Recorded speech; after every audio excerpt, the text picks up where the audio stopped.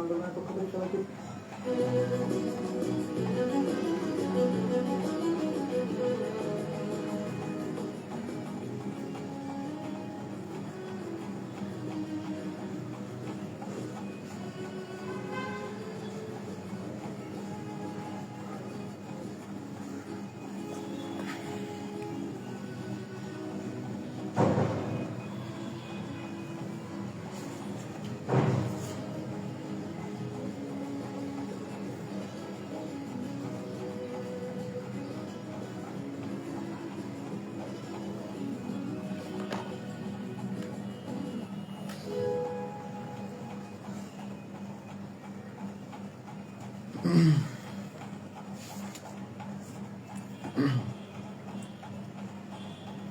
আউযুবিল্লাহি মিনাশ শাইতানির রাজিম বিসমিল্লাহির রহমানির রহিম আসসালামু আলাইকুম ইয়াসিন আল কুরআনিল হাকিম ইন্নাকা লা মিনাল মুরসালিন আলা সিরাতিম মুস্তাকিম তানজিজাল আজিজির রহিম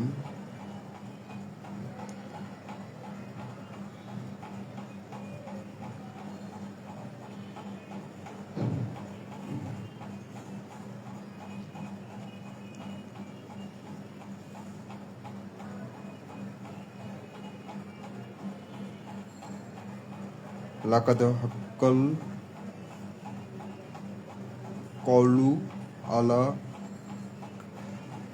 সারিহিম ফাহুম লা মিনুন ইন্না জা আল্লাহ ফি আনাকিহিম ক্লান আগলান ফাহিয়া ইলাল আজকানি ফাহুম মাহুন অজা আল্লাহ মিম বাইনি আইদিহিম সাদ্দাও অমিন খলফিহিম সাদ্দান ফায়াকসাইনা হুম ফাহুম লা ইউবসিরুন। ইয়াসিন শপথ জ্ঞান গর্ব কুরআনের। শপথ জ্ঞান গর্ব কুরআনের। শপথ জ্ঞান গর্ব কুরআনের। নিশ্চয়ই আপনি রাসূলদের একজন। নিশ্চয়ই আপনি রাসূলদের একজন। সরল সঠিক পথে আছেন।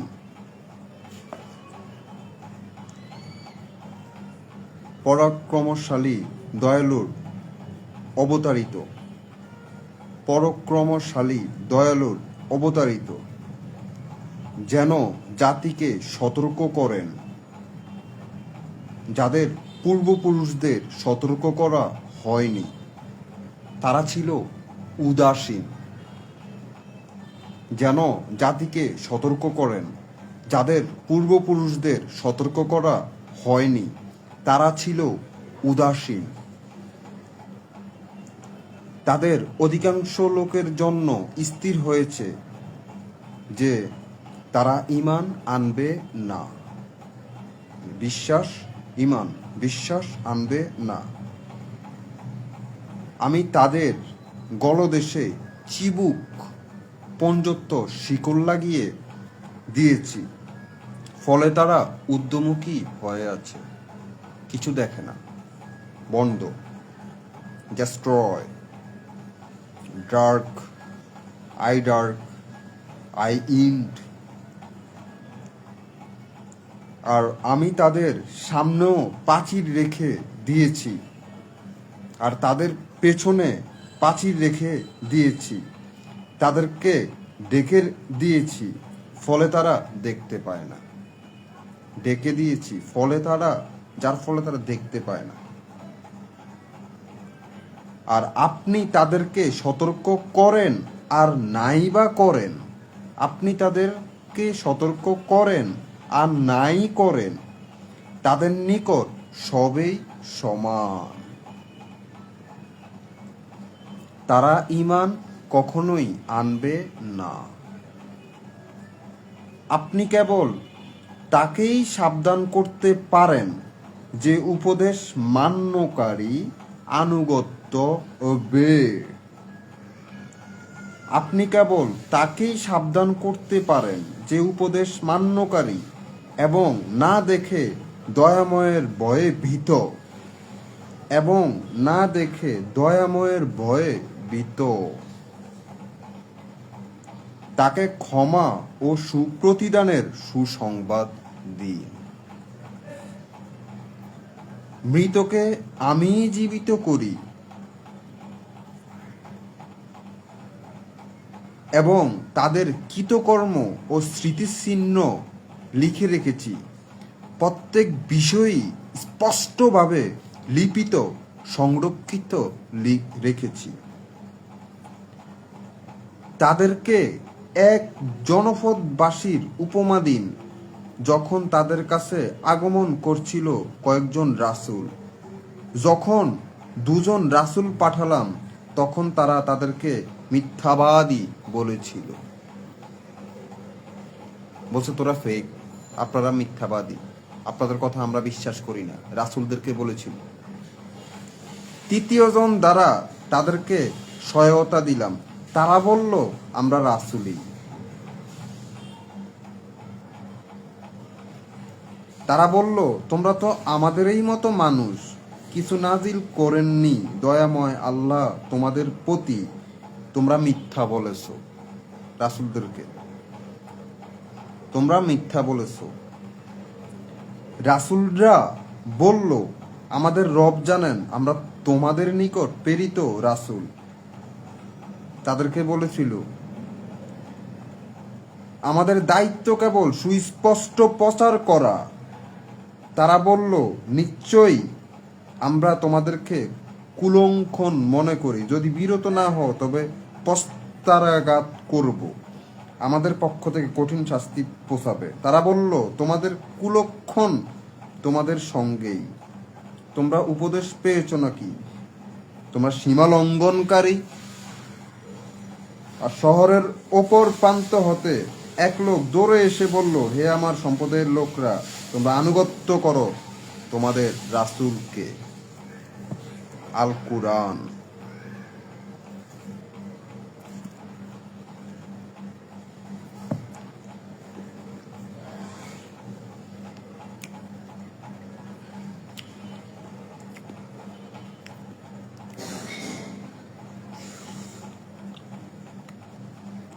বিসমিল্লাহির রহিম। আসসালামু আলাইকুম। আমি মোহাম্মদ আবু ইউসুফ মিয়া ফ্রম বাংলাদেশ। রাত 11:30 বাজে, 11:30। আফটার 2 আওয়ার্স, 2 ঘন্টা পর আসিলুম। আমি বলার পরে, আপনাদেরকে জানানোর পরে, গভীর রাত্রি, গভীর না, মধ্যরাত্রি, কিছুক্ষণ পর 12টা বাজবে।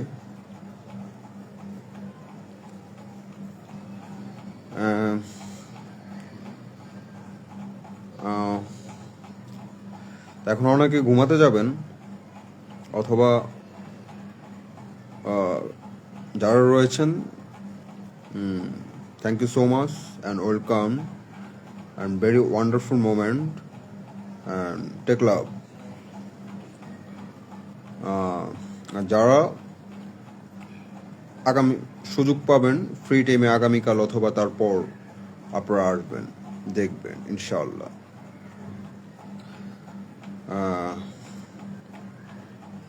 অনেক রাত্রি, বিশেষ করে কর্মক্ষেত্র বা হলো যে আপনার বিশেষ করে অন ডে, অফিস ডে, সেদিন আসলে আমরা সবাই সারাদিন ব্যস্ত থাকি। দেন এসে পরিবারকে সময়, তো এটা খুব কঠিন বিষয়। আবার 12টা, 11:30, 12টার মধ্যে ঘুমিয়ে যাওয়া, আবার সকালবেলা উঠে আবার ফ্রেশ হয়ে নাস্তা করে আবার অফিসে চলে যাওয়া, কর্মস্থলে চলে যাওয়া, ফাইন। তো যাই হোক, অসুবিধা নেই। আমার রাত জাগার অভ্যাস আছে সেই আগে থেকেই, একদম হোস্টেল লাইফ থেকেই। অসুবিধা না, আমি মিডনাইটে ঘুমালেও ইনশাল্লাহ সকালে উঠে আবার যেতে পারবো আর কি, অসুবিধা নেই ইনশাল্লাহ। আপনারা যারা আছেন, আসসালামু আলাইকুম। চার্মিং, আমার বন্ধু আসছেন রাজীব হোসেন, হ্যাঁ, গুড। হ্যাঁ, আর যারা হলো যে আপনার ঘুমিয়ে যান, যাদের হলো যে কালকে অফিস আছে, ঘুমিয়ে যান, পরবর্তীতে দেখে নিবেন ইনশাল্লাহ। তো কেমন আছেন আপনারা সবাই? আমি আলহামদুলিল্লাহ, আল্লাহ ভালো রাখছেন, ভালো আছি।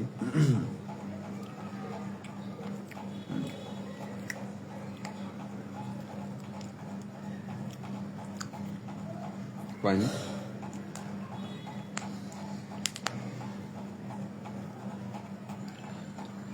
If you imagine someday,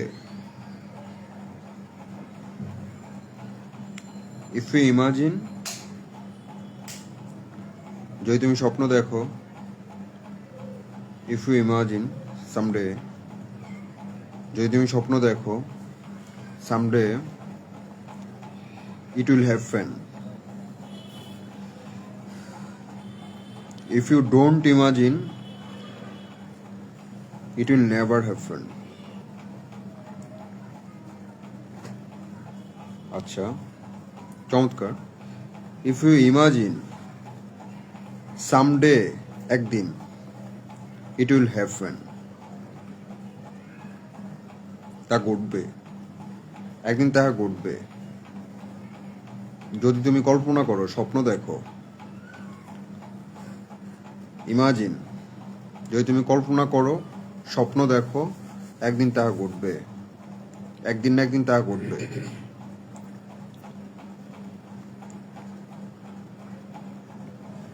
if you don't imagine, মানে তুমি কোনো না, ইফ ইউ ডোন্ট ইমাজিন মানে তুমি কোনো কল্পনাই করো নাই, স্বপ্নও দেখো নাই। ইফ ইউ ডোন্ট ইমাজিন, তুমি কল্পনাও করো নাই, কোনো স্বপ্নও দেখো নাই, it will never happen.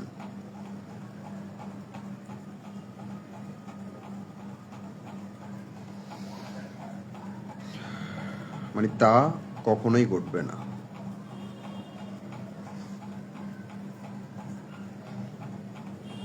Line খুব ছোট, 4টা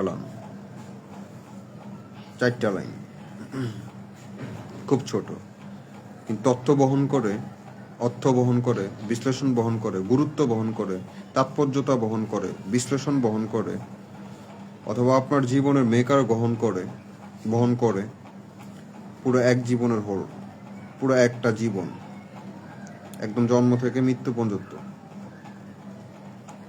আপনি দেখুন,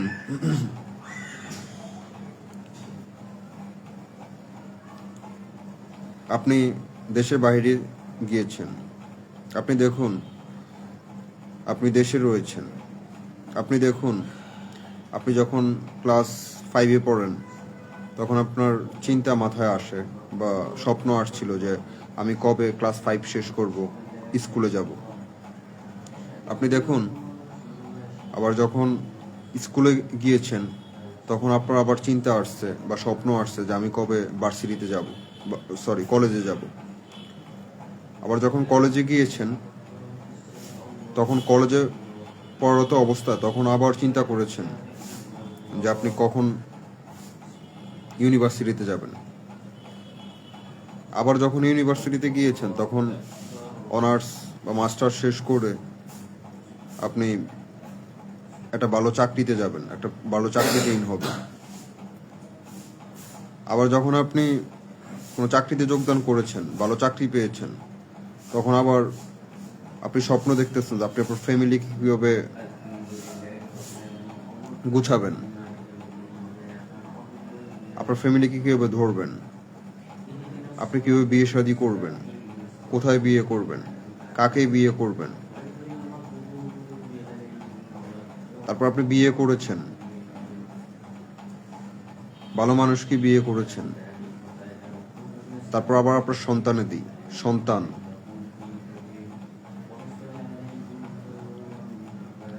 তারপর আবার আপনার বাবা মা, তাদেরকে কীভাবে ভালোভাবে পড়াবেন, খাওয়াবেন, টেক কেয়ার করবেন, যত্ন নেবেন। এত বছর যেমনটা হলো যে আপনার বাবা মা আপনার জন্য নিয়েছেন, অমত অবস্থায় ওরূপ একই রকম ভাবে আবার আপনি আপনার বাবা মার দায়িত্ব নেবেন।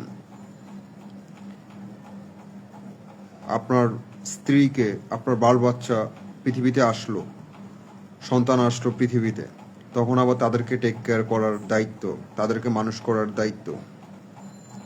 প্রত্যেকটা দিন, প্রত্যেকটা মোমেন্টস, প্রত্যেকটা মুহূর্ত, 1 সেকেন্ড না, 1 ন্যানো সেকেন্ডেই কিন্তু আপনি ভাবতেছেন, কল্পনা করতেছেন, ইমাজিন করতেছেন যে আপনি আগামীকালকে কি করবেন, আগামী পরশু কি করবেন, তারপরে কি করবেন, তারপরে কি করবেন। যে আমি এত লক্ষ টাকা এত বছরে কামাবো, হলো যে আমি একটা ভালো বাড়ি করব, থাকার জন্য বাসস্থান। আপনি দেখুন যে আপনি এত টাকা কামাবেন, এত টাকা আর্ন করবেন, বা একটা ভালো বিজনেস আপনি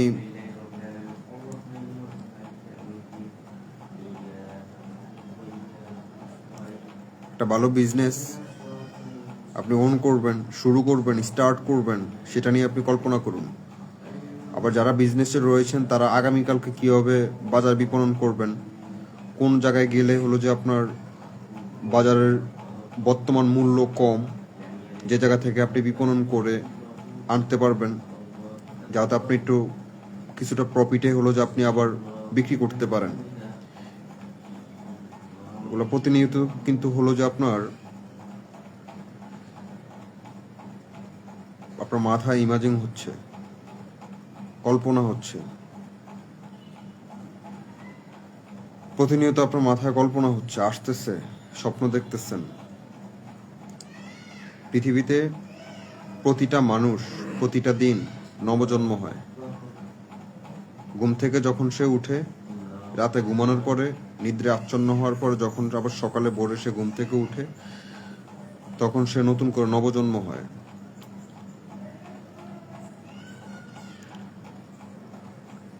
এখন এই নবজন্মের আগে, রাতে ঘুমানোর আগে যখন আপনি চিন্তা করেন অথবা কল্পনা করেন, কিংবা কল্পনার অপোজিটে যারা আমরা বলি যে হতাশা অথবা দুশ্চিন্তা, হতাশাগ্রস্ত, ব্যাধি, এগুলা চিন্তা করি, দুরাশা, নিরাশাবাদী এবং আশাবাদী, এগুলা প্রতিটাই কল্পনার একটা অংশ না, একটা কল্পনার পার্ট। মানে এটা ছাড়া একটা হয় না, এটা ছাড়া ওইটা হয় না, স্বপ্ন। পৃথিবীর প্রতিটা মানুষ স্বপ্ন দেখেন, পৃথিবীর প্রত্যেকটা মানুষ স্বপ্ন দেখতে ভালোবাসেন। পৃথিবীর প্রত্যেকটা মানুষ তার স্বপ্ন ভেদ বা তার স্বপ্ন ভেদে অথবা তার স্বপ্ন অনুসারে সেটাকে বাস্তবায়ন, ফিজিক্যালি অ্যাকশনে এবং সশরীরে বাস্তবায়ন, স্টাবলিশ করার ইচ্ছা, তীব্র ইচ্ছা, আকাঙ্ক্ষা থাকে। যখন সে ওই স্বপ্নের মধ্যে ডুব দেয়, যখন সে স্বপ্নতে তৃষ্ণা স্বরূপ হয়, তৃষ্ণার্ত হয়, তখন সে ওই স্বপ্নটার পিছনে ঘুরতে থাকে। কিভাবে হবে, কিভাবে হবে, কিভাবে হবে, কিভাবে করলে আমি উপরে যাব, কিভাবে করলে আমি ওই জিনিসটা থেকে সমস্যার প্রতিকূলতার মুহূর্তগুলো আমি কাটিয়ে উঠতে পারবো, কিভাবে গেলে আমার বিজনেসটা ওন আপ হবে, প্রমোশন হবে, উন্নতি হবে, গ্রো হবে,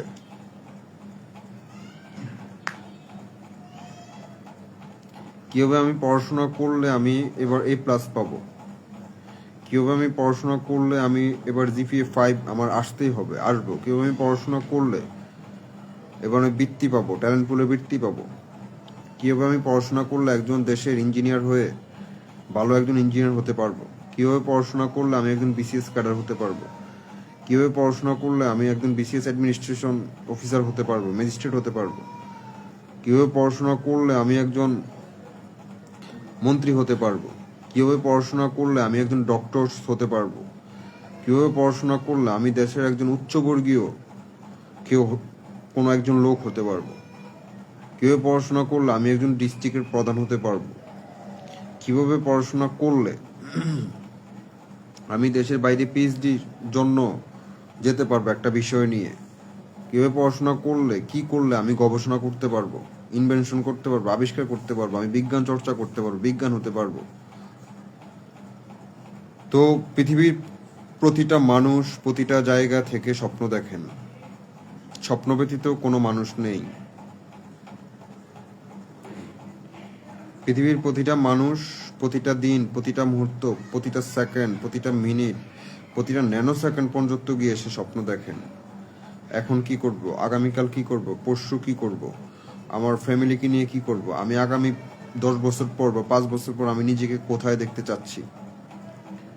এগুলো সব কিছু একটা মানুষের স্বপ্নের বিশাল বড় পার্ট, বিশাল বড় অংশ। কীভাবে আপনি ভালো থাকতে পারবেন, ফ্যামিলিকে ভালো রাখতে পারবেন, কীভাবে আপনি মর্যাদাবান হতে পারবেন, কীভাবে আপনি অর্থ সম্পদের মালিক হতে পারবেন, আপনার ছেলে মেয়েকে কীভাবে ভালোভাবে ভালো জায়গায় পড়াশোনা করাতে পারবেন, আপনার ছেলে মেয়েকে কিভাবে মানুষের মতো মানুষ বানাতে পারবেন, এগুলা জীবনের প্রত্যেকটা মুহূর্তের একটা অংশ, প্রত্যেকটা মুহূর্তের স্বপ্নের একটা অংশ, প্রতিটা মুহূর্তের স্বপ্ন। আমি যে এখন আপনার সাথে কথা বলতেছি, আপনি আমার লাইভ দেখতেছেন, আমার সাথেও আপনার সাথে একটা সেলফ টকিং হচ্ছে মনস্তান্ত্রিকভাবে। আপনি শুনছেন, আমি বলছি, অথবা আপনার হৃদয়ের কথাটাই আবার আমি বলতেছি, আপনার সাথে আমার কথোপকথন হচ্ছে। এগুলোও কিন্তু একটা স্বপ্নের অংশ।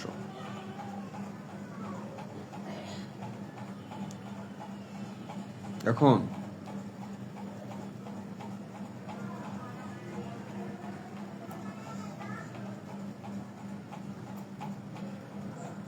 এখন আমি বলেছিলাম যে যে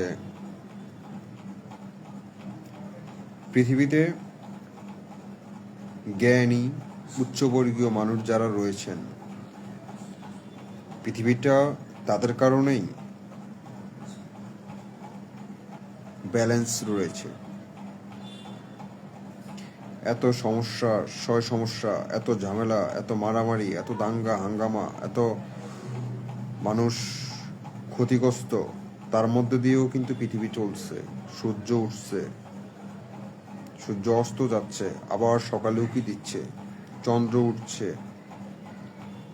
জ্যোৎস্না হচ্ছে, পূর্ণিমা হচ্ছে, আবার অমাবস্যা হচ্ছে, বৃষ্টি হচ্ছে, শীত আসছে, গরম আসছে। পৃথিবীর একটা ঐকিক নিয়মে এবং নিত্যতা সহকারে একটা ছন্দে চলতেছে প্রতিনিয়ত। কিন্তু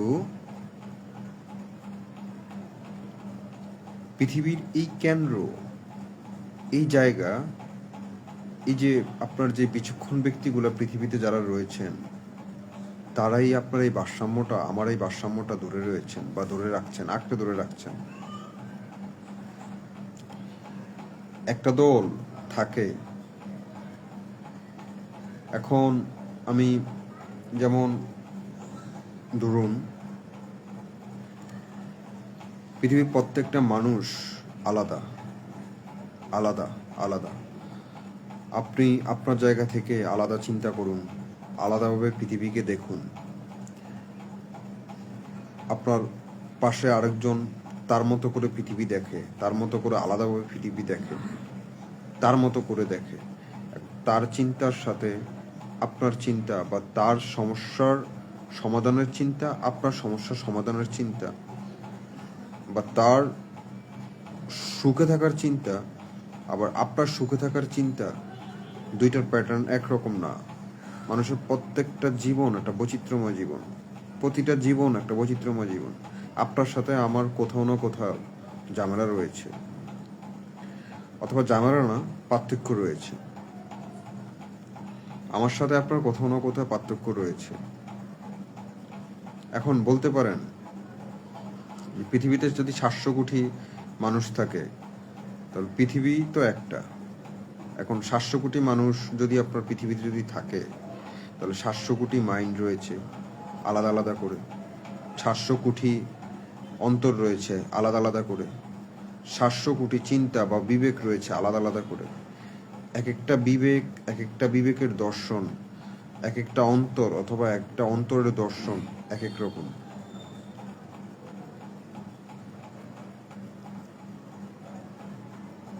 এখন সেখানে কিভাবেই বা আপনি আশা করুন, অথবা আমি আশা করি, কিংবা আমরা আশা করি যে প্রত্যেকটা মানুষ যেহেতু আলাদা আলাদা আলাদা, তাহলে কিভাবে আমরা আশা করতে পারি বা আশা করি যে আমাদের সমস্যা থাকবে না, হবে না? আবার দেখুন, সব যদি স্বাভাবিক হতো, একরকম যদি হতো, তাহলে পৃথিবীও আবার সৃষ্টি হতো না, বা পৃথিবীর মানুষও সৃষ্টি হতো না। যেমন এটা একটা কলম, সব যদি এই কলমেই এমন কালার হইতো, এমন রং হইতো, কলমের রং, উপরের রং সাদা, ভিতরের রং কালো, একই রকমের যদি হইতো, তাহলে কি আপনার এই কলমের কোনো অস্তিত্ব থাকতো? মানে এটাতে কোনো ভেরিয়েশন থাকতো? এটা যে একটা এই কলম, আর এটা যে একটা কাঠ পেন্সিল, দুইটার মধ্যে কিন্তু দুইটা বিস্তর তফাৎ রয়েছে না, দুইটার কাজ দুই রকম, কিন্তু এটা দিয়েও আপনি লিখতে পারবেন, এটা দিয়েও লিখতে পারবেন, দুইটা দিয়ে কিন্তু লেখা যায়। এই জন্যই কিন্তু দুইটা আলাদা, বা দুইটার কাজ দুই রকম। কিন্তু এমন না যে এইটা দিয়েই পৃথিবী চলবে, এটা দিয়ে পৃথিবী চলতে না কোনো কাজ নাই। দুইটারই কিন্তু কাজ রয়েছে, কিন্তু ভিন্ন ভিন্ন জায়গায়। পেন্সিলটা পেন্সিলের জায়গায় সঠিক, কলমটা কলমের জায়গায় সঠিক। দুইটার কাজ দুই জায়গায়, দুইটার কাজ দু জায়গায়। পেন্সিল পেন্সিলের জায়গায় সঠিক, কলম কলমের জায়গায় সঠিক। কেউ কারো জায়গায় রং না। তাহলে রংটা কি? যেমন আমি পেন্সিলের জায়গায় কলম দিয়ে লিখলাম, কলমের জায়গায় পেন্সিল দিয়ে লিখলাম, তখনই রং। রং।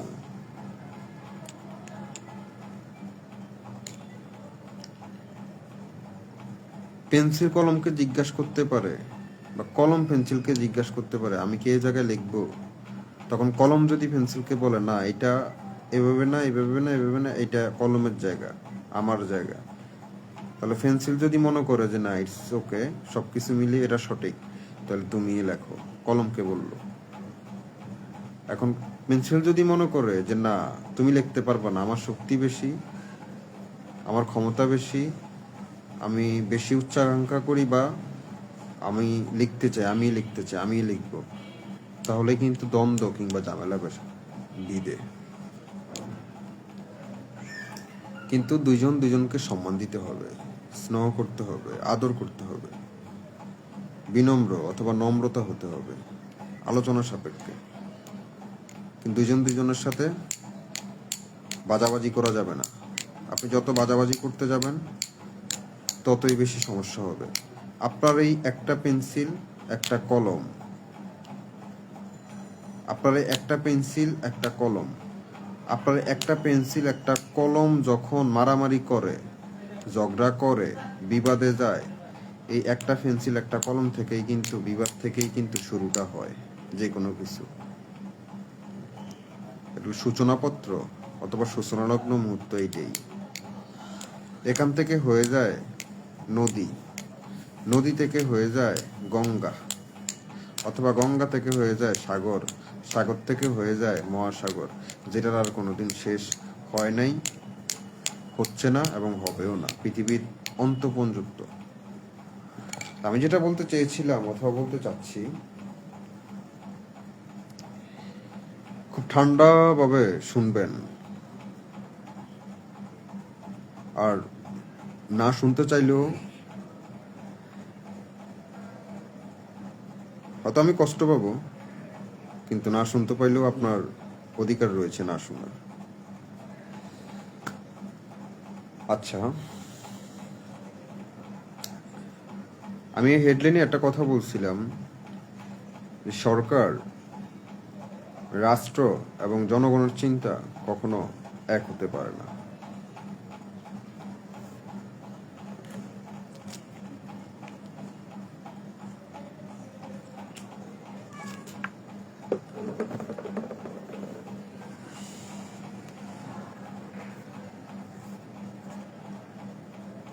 পৃথিবীর শুরু থেকে যখন হলো যে আপনার আস্তে আস্তে আস্তে আস্তে প্রাচীন নব্যপলীয় যুগ থেকে শুরু করে আস্তে আস্তে আস্তে আস্তে যখন হলো যে আপনার মানুষ বুঝতে শিখে, মানুষ খেতে শিখে, চলতে শিখে,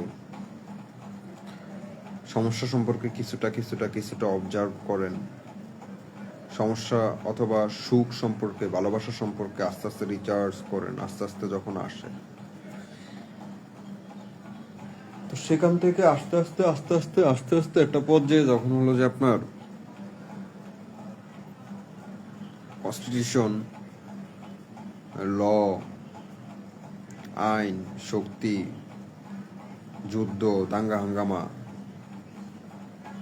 শুরু হয় নানান রকম ভাবে। তো তখন পৃথিবীতে সবচাইতে আপনার শক্তিশালী সাম্রাজ্য ছিলেন অথবা সবচেয়ে শক্তিশালী ছিলেন মুসলিম উম্মা, মুসলিম বিশ্ব। কনস্টান্টিনোপল থেকে শুরু করে একদম সেগুদ বাজার, জর্ডান, তখনকার সময় আর কি, সুদান, আপনার বর্তমানে যে তুর্কি, ইস্তাম্বুল, কনস্টান্টিনোপল ছিল সাবেক, তারপর ইরান,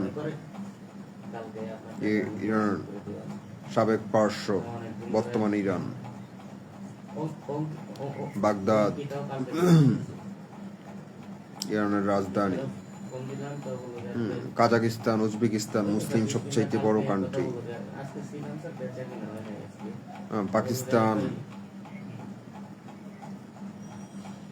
মিশর, কায়রো সিটি, মিশরের দাম্মাম সিটি।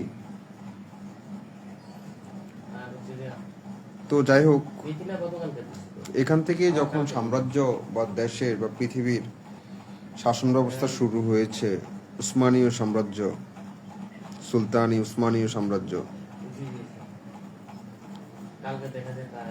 তো তখনও কিন্তু আপনার এই বিষয়টা ছিল।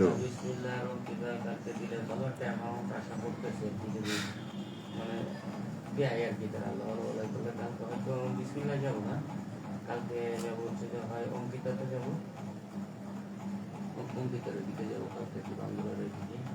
তোমার ধরো নিলাম আর কি, যে মাল বেশি নেই, 5টা মাল আছে, তার মানে এই নিয়ম মানে পেমেন্ট ক্লিয়ার করে দিয়ে আর কি মালের টার্গেট করতে হবে। আমাদের ফোন দিয়েছিল, আমি বলছি যে ভাই আগে যে টাকা পাওয়া যাবে ওইটা ক্লিয়ার না করলে আমি কোনোভাবে মাল দিতে পারবো না। কারণ হচ্ছে যে বুঝে নিত সম্পর্ক জায়গায় সম্পর্ক, আমিও তো একটা জায়গায় চাকরি করে, আমারও একটা জবাবদিহিতার জায়গা আছে। এমনি যদি আমি ওইটার কোম্পানির মালিক, আপনি ভাই ব্রাদার ছিলেন, নয় 100 টাকা 200 পিস পাঠাই দিতে পারতাম, আমি তো আর মালিক না, আমার একটা জবাবদিহির জায়গা আছে। এখন কোম্পানিতে একটা নিয়ম হচ্ছে, এখন আমার জন্য তো কোম্পানি অন্য নিয়ম করতে পারে না। তারপরেও দেখেন আমার কোম্পানি সব জায়গায় ক্যাশ টাকাই করতেছে, শুধুমাত্র আমি একমাত্র ব্যক্তি যে একটু সাপোর্ট পাচ্ছি। এখন যদি আমি কমিটমেন্টটা না রাখতে পারি, আর আমার কমিটমেন্টটা তো আপনাদের কাছ থেকে নিয়েই দিতে হবে, মানে আপনারা যদি ঠিক না রাখতে পারেন তাহলে আমিও ঠিক রাখতে পারবো না। তো সেই জায়গা থেকে আমি আর পরবর্তীতে আস্তে আস্তে আস্তে করে কি হবে, আজকে স্যারের কাছে আস্থা একটু কমবে, পরে না একটু কমবে, কমতে কমতে আমার আস্থাটাও কমে যাবে। তখন দেখা যাচ্ছে যে আমি আর আপনাদের সেরকম কোনো সুযোগই দিতে পারবো না। তা বলতে স্যার বলছি আমি খালি আপনি আগেরটা ক্লিয়ার করে দিয়ে আমার বলতে পারেন কি, আর তখন আমিও স্যারকে বলতে পারি স্যার দেখেন একটা নেই, তখন স্যারও আমার যদি না করবে মুখের পরে, তখন স্যারও একটু ভাবতে যে না আগে তো টাকা পয়সা পাওয়া যাবে না, ক্লিয়ার করে দিচ্ছে। এখন আমি যদি বাকি থাকতে আবার স্যারকে বলি, তখন স্যার তো আমাকে বলবেই আগের টাকা রয়েছে, আমার মাটা কীভাবে ডেলিভারি, এই বলতে ভাই আপনারাও বুঝুন।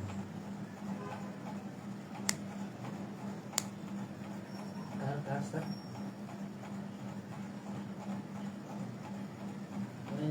আগে 36 লক্ষ টাকা, তারপর 2 লক্ষ টাকা দিয়েছিলাম, 2 লক্ষ 4 লক্ষ 4.5 লক্ষ টাকা দিয়েছে। জি জি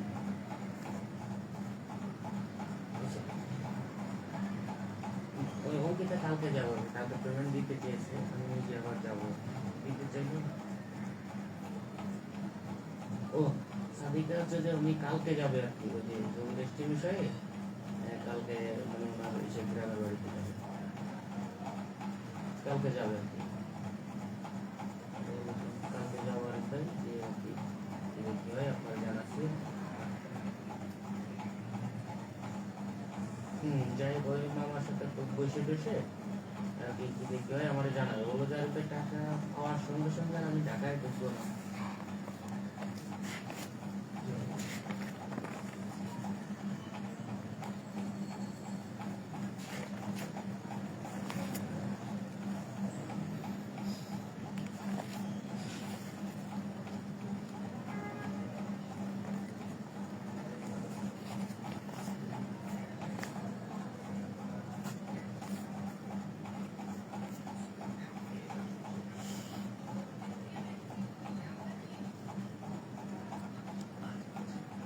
তো কনস্টান্টিনোপল, ইস্তাম্বুল, যখন আপনার সরি 48 তো যখন সুলেমান শাহ, সুলতান সুলেমান, আর্তুগুল, উসমান বে,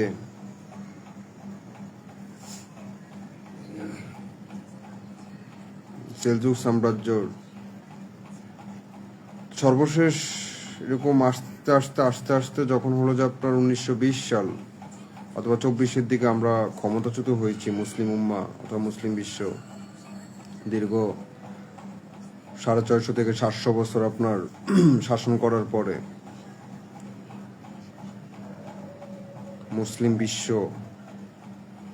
শাসন আব্দুল হামিদ, সুলতান আব্দুল হামিদ,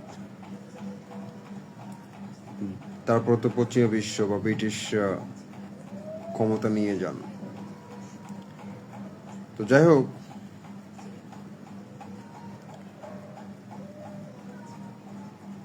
তারপর থেকে তো হলো যে আস্তে আস্তে ভেঙে যায় আর কি।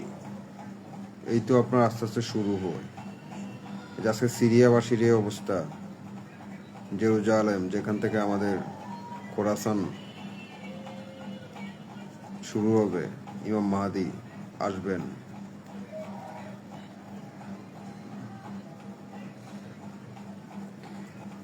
এটা তো আমাদের মুসলিম বিশ্ব বা মুসলিম উম্মার জন্য খুবই হৃদয় বিদারক এবং কষ্টদায়ক। এটা আসলে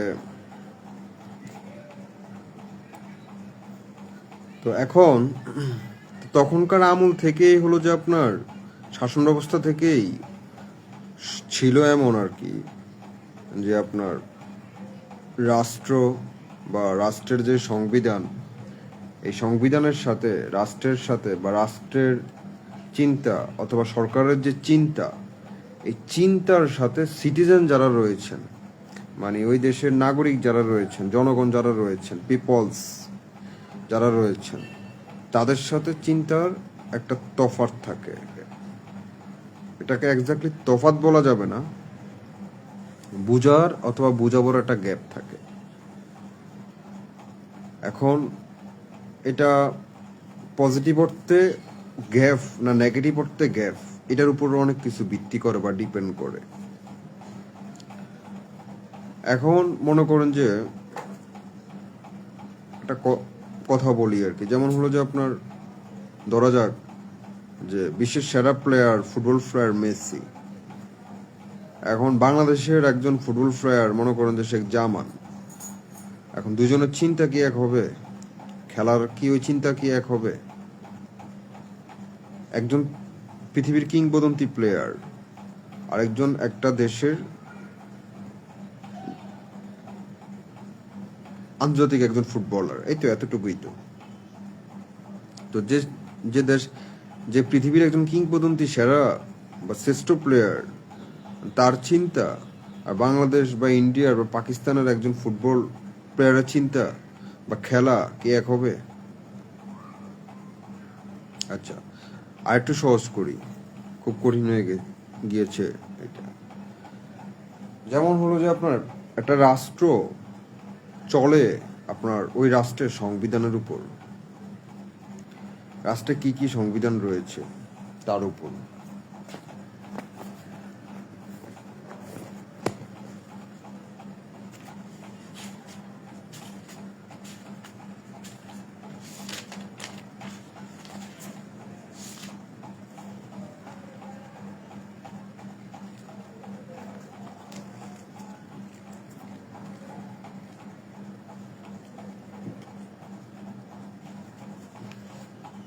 রাষ্ট্রের সংবিধানের উপর রাষ্ট্র কিভাবে চলে, রাষ্ট্রের আইন ব্যবস্থা, রাষ্ট্রের প্রত্যেকটা বিষয় কিভাবে শুরু, কিভাবে শেষ পর্যন্ত, মানে রাষ্ট্রটা কিভাবে মূলত চলে বা চলবে আগামীতে, সামনে, বর্তমানে, এবং রাষ্ট্রের সমস্যার সমাধান এবং রাষ্ট্রের যেসব অবকাঠামো, সবকিছু চলে ওই রাষ্ট্রের সংবিধানের উপর।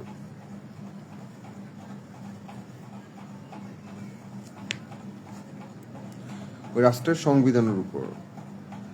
এখন আমার দেশের আমরা অথবা আমি 153, সংবিধানে 153টি অনুচ্ছেদ রয়েছে।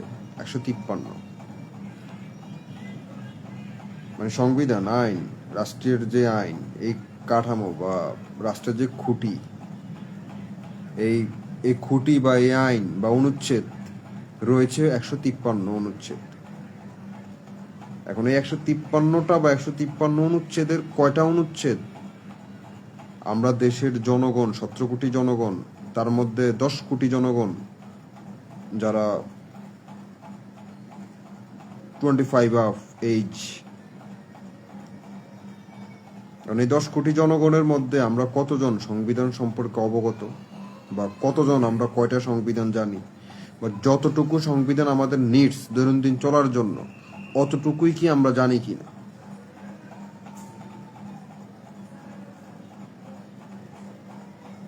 শর্ট করে দিই, আমারও ঘুম চলে আসছে চোখে, বেশিক্ষণ আপনাদেরকেও ধরে রাখে লাভ নেই, ভালো হবে না আমার জন্য, আমারও কাল অফিস আছে। একটা রাষ্ট্রের সবকিছু আমরা বুঝতে পারবো তাহা না। একটা অ্যাজ এ নাগরিক হিসাবে, আমি বাংলাদেশি নাগরিক, আমি বাংলাদেশের একজন সিটিজেন, আমি বাংলাদেশের নাগরিক সিটিজেন, আমি যেই কোনো কাজে থাকি না কেন, আমি রিক্সা চালাই, আমি মাটি কাটি, আমি কৃষিকাজ করি, যেই পেশায় যে পেশায় থাকি না কেন, আমি প্রাইভেট চাকরি করি, আমি সরকারি চাকরি করি, আমি যেখানেই থাকি, আমি পাহাড়ি কোনো অঞ্চলে বড় হই, খাগড়াছড়ি, রাঙ্গামাটি, বান্দরবন, পঞ্চগড়, নীলফামারী, যেখানেই হোক, কিশোরগঞ্জ, চুয়াডাঙ্গা, ঝিনাইদহ, নীলফামারী, ঝালকাঠি, বাংলাবান্ধা, গাইবান্ধা, ঠাকুরগাঁও, নোয়াখালী, লক্ষ্মীপুর, ওইখানের মানুষ অনেক বিচক্ষণ। নোয়াখালী, লক্ষ্মীপুর, চাঁদপুর, ওরা অনেক বিচক্ষণ, ওরা অনেক দূরদর্শী। সেখানে কম বেশ সবাই সংবিধান না জানলেও ওরা নিজেরা সংবিধান তৈরি করে, বানায়। মনে আছে আপনাদের, বাংলাদেশের সবচেয়ে শ্রেষ্ঠ করদাতা ছিলেন হাকিমপুরি জর্দার মালিক। বাংলাদেশ সবচেয়ে বেশি আপনার সরকারকে ট্যাক্স দিয়েছেন, কর কর প্রতি বছর বাৎসরিক কর সবচাইতে বেশি সে আমাদের চাঁদপুরের, দক্ষিণবঙ্গের।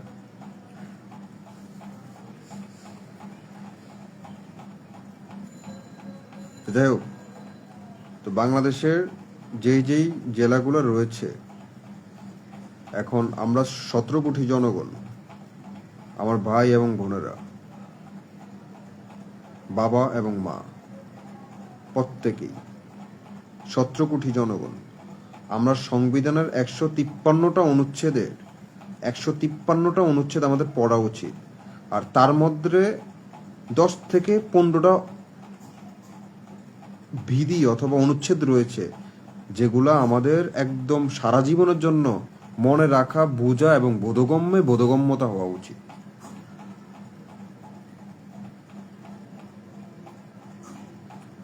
আপনি সংবিধান পড়বেন, সংবিধানের শুরু একদম বিসমিল্লাহির রহমানির রহিম,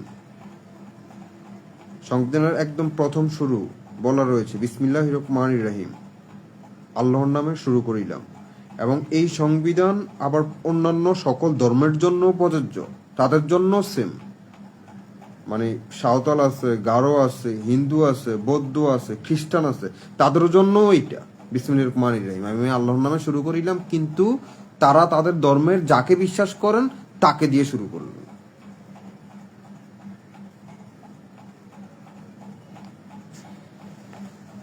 তো আমরা অনেক পিছিয়ে রয়েছি অন্যান্য সকল দেশের তুলনায়। আশেপাশের মায়ানমার থেকেও আমরা পিছিয়ে রয়েছি। আমাদের এশিয়ার কথাই আমরা বলি, এশিয়াতে সবচেয়ে পিছিয়ে পড়া 5টা দেশের মধ্যে সবচেয়ে নিচের কাতারে রয়েছি আমরা। অনেক পিছিয়ে রয়েছি আমরা।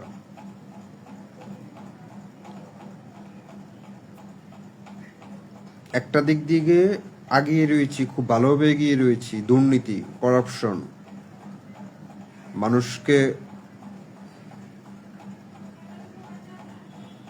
মানুষকে অনেক বেশি কষ্ট দেওয়া, মানুষকে অনেক বেশি অসচেতন করে লোভনীয় কিছু দেওয়া, লোভনীয় কিছু করা, মানুষকে ঠকানো, মানুষের জায়গা জমিন উচ্ছেদ করে নেওয়া,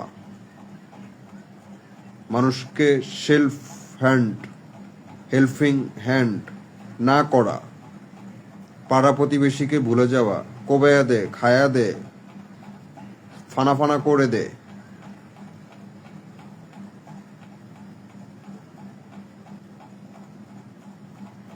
শোয়া জবাই করে দে, মাঠার করে দে, ওই মরি রইছে মরি যাক, না খেয়ে রইছে না খেয়ে থাক, এটা তার শাস্তি। বা একটু এটা তার শাস্তি।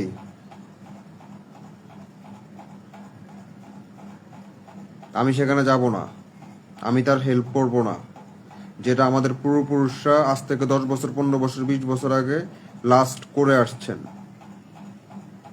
তা আমরা এই দিক দিয়ে খুব ভালোভাবে এগিয়ে রয়েছি। So very bad and idiot.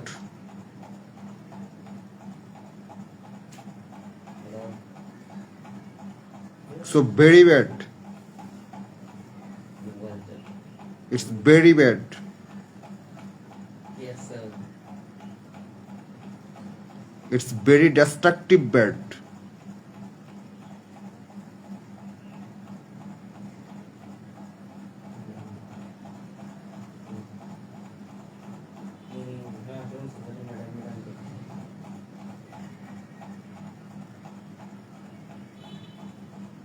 Yeah.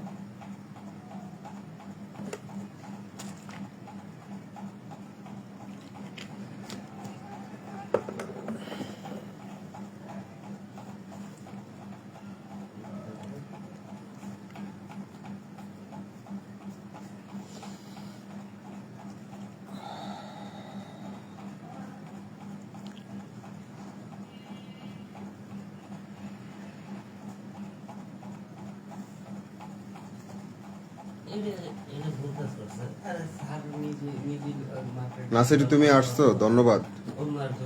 থাকো। যারা পুরাতন ছিল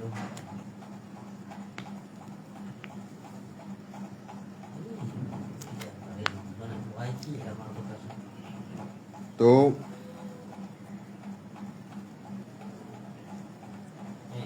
যারা আমরা পড়তে পারি না, কম কম পড়াশোনা করছি, একাডেমিক কারিবে একটু কথা বলতে দেন আমার 5 মিনিট ভাই প্লিজ। একটু বারিন্দা যাই একটু বলেন, আমার একটু কনসেন্ট্রেশনে ঝামেলা হচ্ছে। তো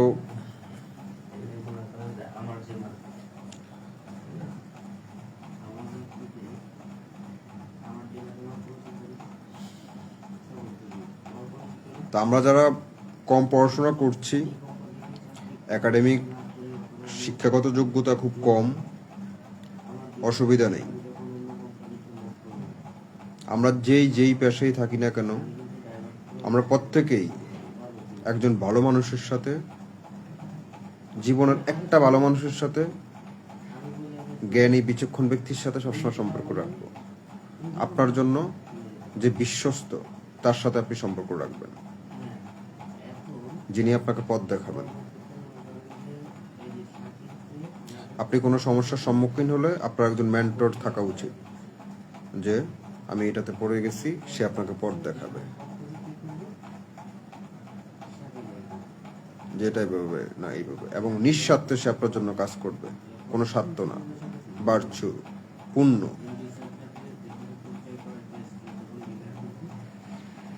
আপনি বুঝতেছেন না, মনে তো প্রশ্ন জাগতেছে যে এটা সরকার কি করলো, দেশ কি করলো, আর আমরা আমাদের সাথে এটা কি বেমানি করলো। এটা হয়তো আপনার কাছে আমার কাছে বেমানি হতে পারে, যে সরকার এভাবে এরকম সিদ্ধান্ত নিল, এটা একটা বেমানি রূপ একটা কাহিনী করে ফেললো, এটা ঠিক হইল না। আসলে না, আসলে বিষয়টা তাহা না, হয়তো বিষয়টা তাহা না। আপনি আসুন, টেবিলে আসুন, চেয়ারে আসুন, এখানে আমাদের অনেক ম্যাজিস্ট্রেট মহোদয়কে বাইরে থেকে বলে যে স্যারে আমাদের রায়টা এমন দিতে নাও পারলো, এটা দেওয়াটা ঠিক হয় নাই, এটা দেওয়াটা হইল না, কষ্ট পাইলাম, এটা উনি মনে হয় অ্যাগনিস্ট পার্টির থেকে কোনো একটা লিয়াজও করছে এরকম মনে হয়, বা কোনো একটা সুপারিশ করছে, রিকমেন্ডেশন করছে, এই কারণে স্যারে আমার বিরুদ্ধে রায় দিছে। কিন্তু যখন আবার স্যারের ব্যক্তিগত বা খাসরুমে এসে যখন কথা বলে বা জানতে চায় যে আমি একটু স্যারের সাথে দেখা করতে চাই, তখন আবার উনি স্যার ওই জিনিসটা খোলসা করে যখন বলে যে এরকম, আমি তো আইনের বাইরে তো আর গেলাম না, আবার চাইলেও আমি যেতে পারি না, নাকি পারি? জি স্যার। তখন যখন খোলসা করে বলে দেন, তখন উনি বুঝতে পারেন যে হ্যাঁ, you are right and my mind thinking wrong, আমি যে চিন্তা করছি এটা রং। তো যাই হোক, বিষয়টা এরকম আর কি, হয়তো আমরা জানি না দেখা, বুঝি না দেখা আমাদের অনেক রাগ উঠে যায় বেশি। একটা কথা মনে রাখবেন, যে লোক যত বেশি কম জানে, যে লোক যত বেশি কম বুঝে, সে লোক তত বেশি রাগান্বিত থাকে। যেই লোক জানেন, যেই লোক বুঝেন, সেই লোক জীবনে কোনোদিন রাগ করতে পারেন না, অথবা রাগ হয় না।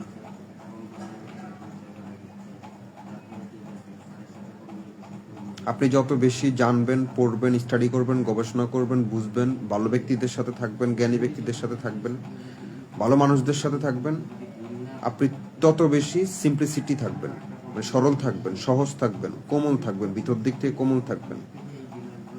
আপনি কখনো লাইনচ্যুত হবেন না, রাগান্বিত হবেন না, মানুষের সাথে খারাপ বিহেভিয়ার করবেন না, মানুষের সাথে খারাপ আচরণ করবেন না, মিথ্যা কথা বলবেন না, ফ্রড কোনো রাস্তা বেছে নেবেন না।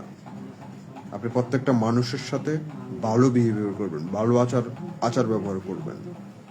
যত আপনার মধ্য থেকে গোলাপ বের হবে, আপনার মধ্য থেকে সূর্যমুখী ফুল বের হবে, আপনার মধ্য থেকে উৎকর্ষ বের হবে, উৎকৃষ্টতা বের হবে, আপনার মধ্য থেকে সূর্যের আলোর মতো আলো দিবে। আপনি বট গাছের মতো ছায়া দিয়ে রাখতে পারবেন যারা দুঃখী।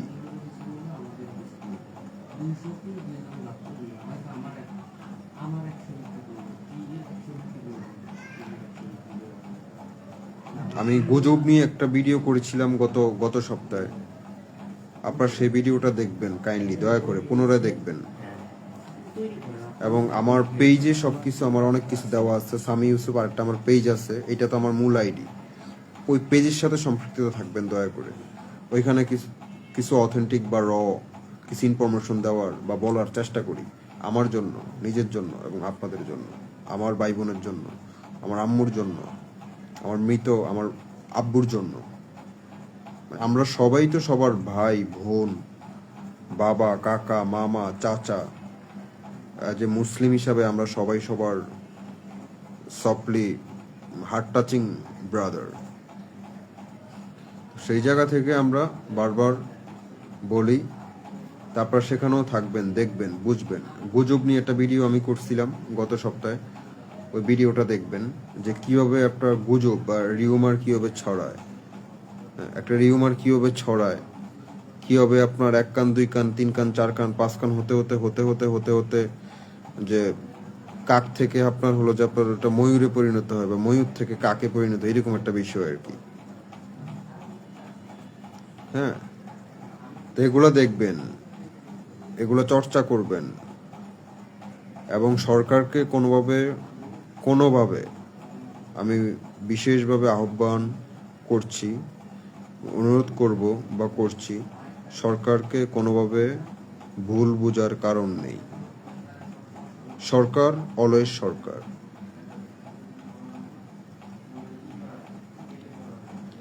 আপনি আপনার জায়গায় সব বুঝুন, দেখুন, জানুন, এবং সঠিক সময় সঠিক স্টেপ নিবেন, নট এ ডিস্ট্রাকটিভ অ্যাকশন। বিবাদ না, সহিংসতা না, আলোচনা, বোঝাপড়া, সরলতা, সহজ এবং তীক্ষ্ণ ডিসিশন। সরকার, আমি তার আগের ভিডিওতে বলছিলাম যে আমরা সবাই 17 কোটি মানুষ সরকারের অংশ, সরকারের প্রতিনিধিত্ব করার অংশ। তো নিজেকে সবসময় প্রশ্ন করতে হবে যে আমি সরকারের প্রতিনিধি হয়ে আমি আসলে কি করছি। ডক্টর মোহাম্মদ ইউনূস, আমি বারবার বলছি, আজকে নমিনেশন ঘোষণা দিয়েছেন সারা বাংলাদেশে। বিএনপি নমিনেশন ঘোষণা দিয়েছেন সারা বাংলাদেশে। তো ভিতরে ভিতরে অনেকে অনেক জায়গায় অনেক কিছু হয়ে যাচ্ছে, হচ্ছে এবং হবে, এটাই স্বাভাবিক। তো আমার মূল মেসেজটা হলো যে এইটা, বা বলতে চাচ্ছি এইটা, simplicity is the ultimate sophistication. আমি আবারও বলছি, এটা পিছনেও বলছি, অর্থাৎ সরলতাই হলো সর্বশেষ পরিণতি যে কোনো বিষয়ে। সর্বশেষ গিয়ে ঠেকে ওই ওই বিষয়টার ফলাফল গিয়ে সর্বশেষ গিয়ে ঠেকে ওই সরলতায়। এটাকে আপনাকে আসতে হবে। আপনার শত্রুপক্ষ হোক, হ্যাঁ, জাস্টিন ট্রুডো হোক, বা ওসামা বিন লাদেন হোক, অথবা অথবা ডোনাল্ড ট্রাম্প হোক, আপনার সরলতায় আসতে হবে, সহজ জায়গায় আসতে হবে, কোমল জায়গায় আসতে হবে, এবং এটাই সত্য। মারামারি বিদে হোক, পৃথিবী ধ্বংস হয়ে হোক, আপনার বাড়ি ধ্বংস হয়ে হোক, আপনার মা বাবা ভাই বোন মারা গিয়ে হোক, অসুস্থ গিয়ে হোক, হতাশাজনিত থাইকা হোক, ওই সিম্পলিসিটি জায়গায় আপনার আসতে হবে, মানে সরলতার জায়গায় আপনার আসতে হবে যে কোনো বিষয়ে। এটা মনে রাখবেন, simplicity is the ultimate sophistication. এক।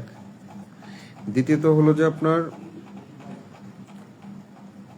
যে আমরা একটা কথা পড়ছিলাম না বইয়ে, যে দেশে আপনার মানে যে দেশে গুণের আপনার যে দেশের গুণের আপনার ইয়ে করা হয় না, চর্চা করা হয় না, বা গুণের দাম দেওয়া হয় না, সেই দেশে গুণ বা ভালো মানুষ বা গুণবতী মহিলা আর কি, যাই হোক, মানে যে দেশে হলো যে আপনার গুণের দাম দেওয়া হয় না, সেই দেশে গুণীরা কখনো জন্মায় না। কারণ আমাদের দেশে কিন্তু এরকম কয়েকজন গুণী জন্মিয়ে গেছেন, রেখে গেছেন। মাওলানা ভাসানী, হ্যাঁ, দিয়ে গেছেন। হোসেন শহীদ সরওয়ার্দী, এ কে এম ফজলুল হক, আরো এরকম বহুত বহুত আরো নেতা আছেন যারা নিবেদিত পান ছিলেন। শহীদ রাষ্ট্রপতি জিয়াউর রহমান, ওরা দেশের জন্য আনুগত্য ছিলেন, ত্যাগী ছিলেন। যা পুরো আমার জীবনটা, অন্তর, শরীর, পোশাক, যা কিছু আছে, দেহ, দেন, জ্ঞান, সবকিছুই দেশের জন্য, সবকিছুই দেশের মাটির জন্য, মাতৃভূমির জন্য। তো আপনি আর আমি তো একটা মানুষ, সেই দেশেরই মানুষ, সেই মাটিরই তো মানুষ, সেই তো আমাদের মাতৃভূমি। তো আমরা আমাদের দেশকে আমরাও ভালোবাসা উচিত, এবং ভালোবেসেই যাব। এবং আমরা ভালোবেসে গেলে আমাদের ছেলেমেয়েরাও ওই কাজটা করবে, ভালোবেসে যাবে, এ দেশকে ধরে রাখবে, এ দেশে কোনোদিন দাঙ্গা হাম্মাগা করতে দিবে না। আচ্ছা, তো আমাদের এর মধ্যে এরকম 10 জন, 15 জন, 20 জন, 30 জন বিচক্ষণ ব্যক্তিদের মধ্যে একজন মহানায়ক হয়ে গেছেন সারা ওয়ার্ল্ডে, যে বিচক্ষণেরও বিচক্ষণ, মানে যে জ্ঞানীদেরও জ্ঞানী, শান্তিতে নোবেল পুরস্কার পেয়েছেন। নোবেল শান্তি, কুল, রিল্যাক্স, শিথিল, meditation, cool, as a very cool, peaceful mind, relax mind, simplicity, সরল, জেনারেল, অসাধারণ mind, wonderful mind, charming and কুল। তো ডাক্তার মোহাম্মদ ইউনূস, যার কথা বলছিলাম, আসসালামু আলাইকুম। তো আমাদের বর্তমানে chief adviser government, it's a very wonderful intelligence man. He's very wonderful intelligent man. He's very wonderful intelligence man and worldwide.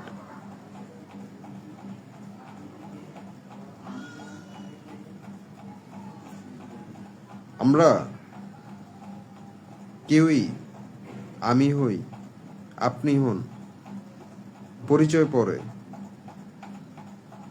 আমি জামাতের আমির, আমি জামাতের বড় নেতা, আমি বিএনপির বড় লিডার, বা আমি বিএনপির কর্মী বা আমি এনসিপির বড় লিডার কর্মী, ওইটা না। বা আমি আমলিক তো ফ্যাসিস্টের মতো একভাবে গেছে, যা আমি আমলিকের বড় কোনো কর্তা, এই কারণে আমি দুর্নীতি করে খারাপ কিছু করে সার্ভে যাবো, এটা ওই সরকার না, এটা ওই সরকার না, এটা ওই সরকার না।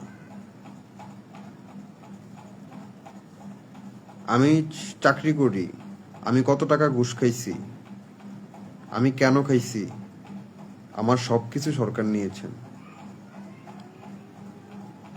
আমার সব কিছু সরকার নিয়েছেন, আমার সব কিছু সরকারের কাছে গচ্ছিত।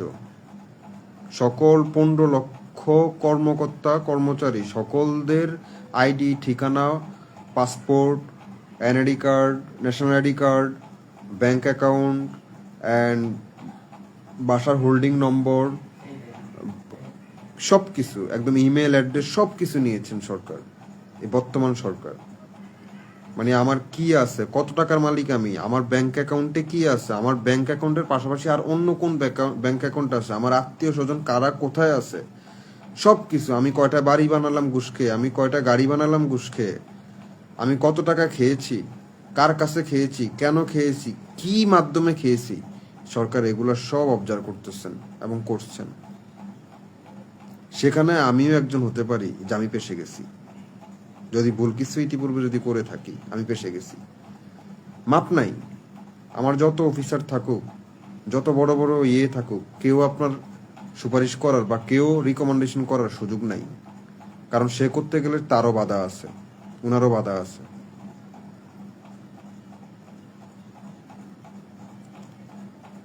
এই যে কয়েকদিন আগে ওল্ড ফার্মার সেনাবাহিনীর কিছু আপনার প্রাক্তন কিছু অফিসারদের ঢুকিয়ে দিল না জেলে, ডাক্তার মোহাম্মদ ইউনূস। তো উনি শুধু করবেন, কিছু বলবেন না, শুধু শুনবেন আর বলবেন, আর দেখবেন শুধু করবো অ্যাকশন। তো আমরা বারবার বলি আমরা খুব বিপদীয় জায়গায় রয়েছি, খুব বিপদীয় জায়গায় রয়েছি। ওনারা অতিথি হিসাবে আসছেন, দেশের কাজ করতে আসছেন। এনসিপি লয়ে এত মাথা কামিয়েন না, আমারও মাথা কামানো দরকার নাই। এনসিপির জায়গায় আছে, ওনারা কিছু ওনাদের জায়গায় ওনারা কাজ করতেছে বা না করতেছে ওইটা না, আপনি কি করতেছেন ওইটা হলো বড় বিষয়। এখন আমি বলি যদি যে এনসিপি লক্ষ লক্ষ কোটি টাকা ওই সার্জিস খেয়ে ফেলছে, হাসনাত খেয়ে ফেলছে, এই এই আরো যারা রয়েছেন আসিফ খেয়ে ফেলছে, তাহলে আমি তো বিএনপির একজন বা আমি তো জামাতের একজন, হ্যাঁ, ওরি তো ঘুষখোর, ওরি তো চোর, তাহলে আমরাও খাই। আপনি কিভাবে জানলেন যে তারা খায়? আপনি কিভাবে জানলেন বুঝলেন তারা খাচ্ছে? যদি আপনি বুঝিয়ে থাকেন যে তারা খায় বা খাইছে, তাহলে আপনি এইটা না যে আপনিও খাইতেছেন বা আপনিও খান, আপনি বরং কিভাবে এদের বার করতে হবে, যদি খেয়েই থাকে প্রমাণ পান, তাহলে সেটা নিয়ে আপনি সরকারকে অভিযোগ করবেন, জানাবেন। কিন্তু আপনি করবেন না, আমি করব না। কিন্তু আপনি করবেন না, আমি করব না। ডাক্তার মোহাম্মদ ইউনূস প্রথমে এসে কি বলছেন আমাদেরকে? প্রথমে এসে কি ফ্যাসিবাদ এটা করছে, তদ্রুপ আমিও যদি এটা করি, তাহলে তাদের আর আমাদের মধ্যে পার্থক্য থাকলো কি? মানে ফ্যাসিবাদ এত বছর এমন এই খারাপ কাজগুলা করছে, এখন আমি ক্ষমতায় এসে আমি যদি সেম একই জিনিস বারবার পুনরুজ্জীবিত যদি করি, তাহলে তাহলে পার্থক্য হলো কি? অথবা এই যে গণ অভ্যুত্থান হলো, এই ছাত্রদের এই যে এত কষ্টের যে ত্যাগ ফসল, এবং আপনারা 17 বছর যে এত কষ্ট করছেন, এত তিতিক্ষা যে সইছেন, রাত বিরাত ঘরের থেকে বাইরে ধান খেতে পাট খেতে ঘুমাইছেন, হ্যাঁ, বর্ষার সিজনে নৌকা নিয়ে নদীর মাঝখানে এই বিলের মাঝখানে যায় ঘুমাইছেন, এত কষ্ট স্বীকার করছেন 17 বছর। এই ছাত্ররা এত কষ্ট, এই যে ভাইগুলা, এই যে ওনারা যে আপনার তাজা প্রাণ ঝরে গেছে ওনাদের, এত এত ত্যাগ, এত সাহসিকতার, অসীম সাহসিকতার পরিচয় দিয়েছেন, তাহলে লাভটা হলো কি? আপনার আর আমার দেশের লাভটা হলো কি ভাই? বলুন। খাক। আপনি আপনি আমি আপনি আমি মাইনা নিলাম যে ডাক্তার মোহাম্মদ ইউনূস চোর, ডাক্তার মোহাম্মদ ইউনূস বাটপার, ডাক্তার মোহাম্মদ ইউনূস সুদখোর, ঘুষখোর, পৃথিবীর সবচেয়ে বড় ঘুষখোর। আমি মাইনা নিলাম। আপনিও মাইনা নেন যে হয় বড় ঘুষখোর, কিন্তু তারপর একটু কাম করার সুযোগ দেন। মানে আমনে খাইয়েন না ঘুষ, আই ঘুষ খাই না। আপনি খারাপ কাজ করেন না। মানে আমি আইও কই যে ডাক্তার মোহাম্মদ ইউনূস চোর, আমনও কোন যে ডাক্তার মোহাম্মদ ইউনূস বাটপার। আচ্ছা ঠিক আছে, মানলাম। কিন্তু আমনে চুরি করেন না, কিন্তু আই যেন চুরি না করি।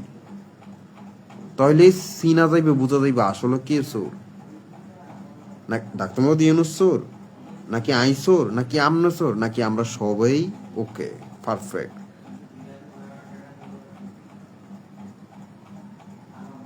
ওই যে শেখ হাসিনা বলছিল টুপ করে আপনারে পদ্মা নদীর মাঝখানে ফালাই দিম, পদ্মা ব্রিজ থেকে।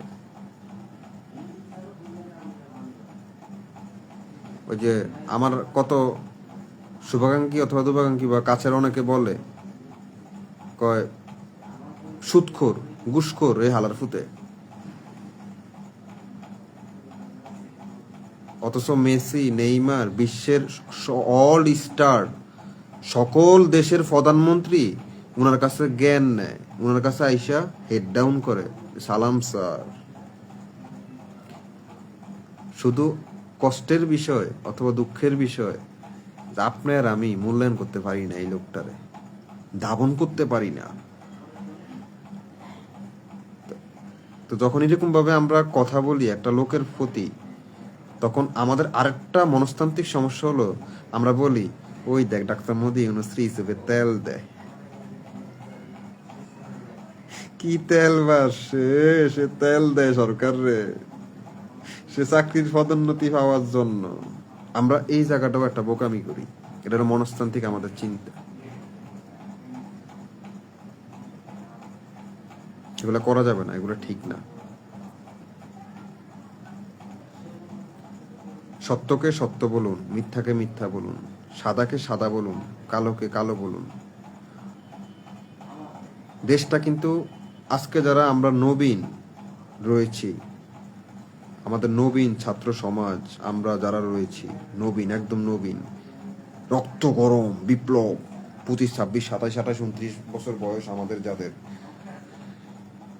আজকে ভার্সিটিতে যারা পড়তেছেন, কলেজে যারা পড়তেছেন, তোমরা আমরাই কিন্তু আগামীকালকের এই দেশের একজন কার্ল মার্কসের পতাকা নিয়ে দাঁড়াবো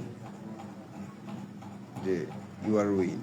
আমরাই দেশকে চালাবো ইনশাল্লাহ, আমরাই দেশকে রক্ষা করব, আমরাই চালাবো। দেশটা তোমার, আমার, তোমার সন্তানের।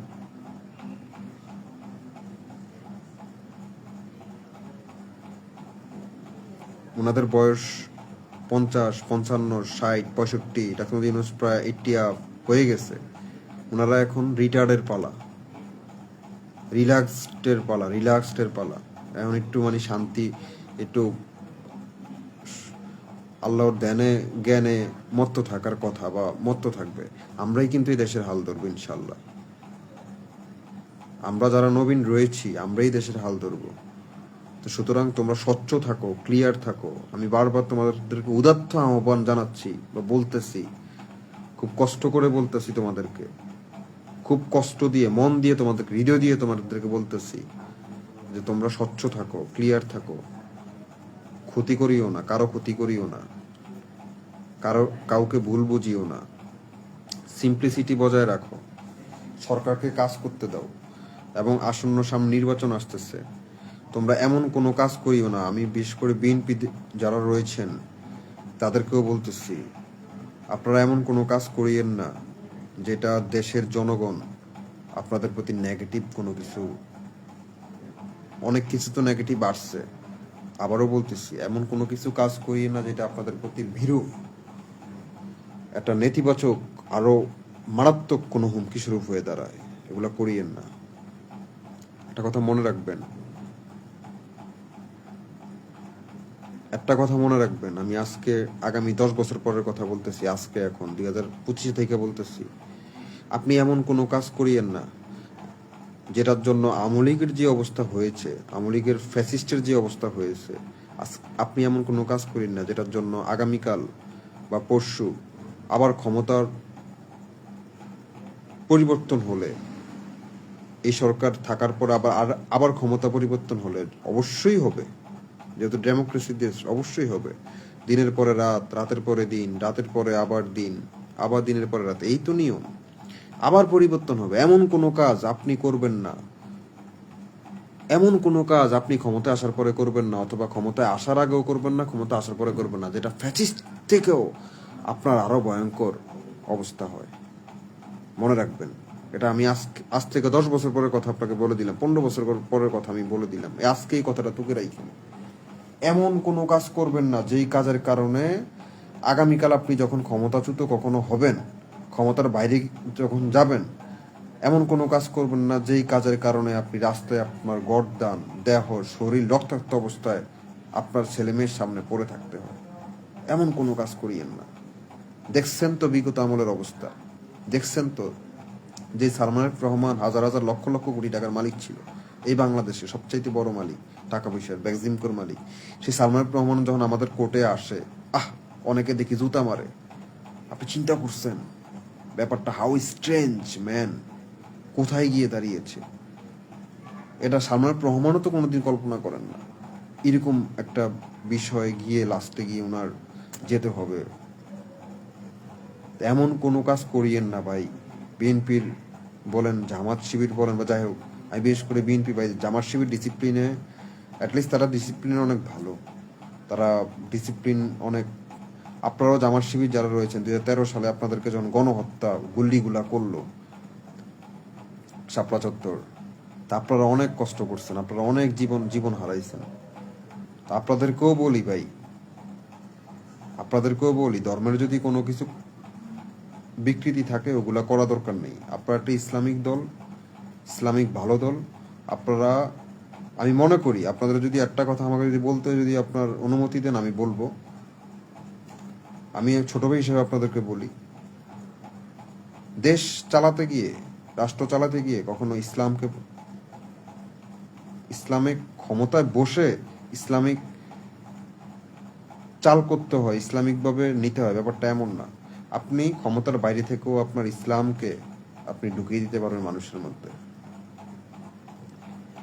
দেশ চালাতে গিয়ে, গণতন্ত্রের মধ্যে দেশ চালাতে গিয়ে বা ইসলামিক দেশ করতে গিয়ে আপনি ক্ষমতার মসনদে বসে যে আপনি ইসলাম ঢুকিয়ে দিবেন মানুষের মধ্যে, বিষয়টা এমন না।